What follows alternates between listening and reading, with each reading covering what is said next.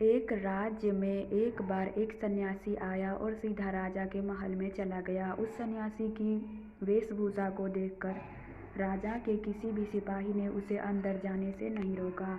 वो सन्यासी सीधा राजा के दरबार में चला गया। सन्यासी को अपने सामने खड़ा देख राजा ने उनसे पूछा, आप कौन हैं और क्या चाहते हैं? सन्यासी बोला, मैं एक आध्यात्मिक गुरु हूँ और प्रवचन देने के लिए दूसरे राज्य जा रहा था, लेकिन अब दिन ढलने को आया है तो मैं आज रात आपके महल में ही रुकूंगा।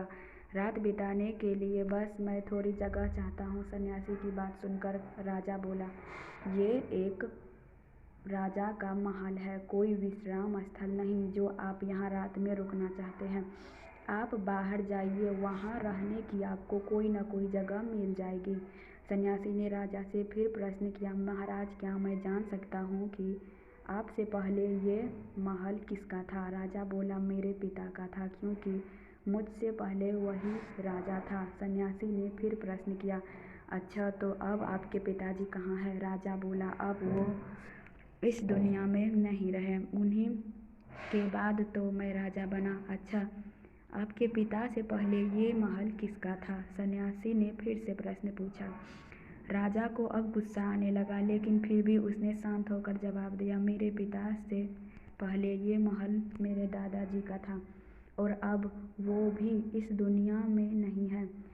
अब सन्यासी बोला, ये जगह जो न कल तुम्हारी थी और न ही तुम्हारे जाने के बाद ये किसी और की होगी।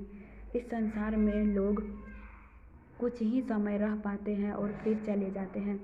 जहाँ हम अपना समय बिताते हैं वही हमारा विश्राम स्थल है। न तुम इसे अपने साथ लेकर जा पाओगे, न ही कोई और। बताओ, ये महल एक विश्राम स्थल नहीं है तो और क्या है?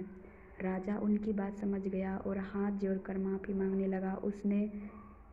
उसने सन्यासी को रुकने को जगह दे दी। दोस्तों, ये बात तो हम सभी जानते हैं कि इस संसार से हम कुछ भी लेकर नहीं जा सकते। खाली हाथ आए थे और खाली हाथ ही जाएंगे।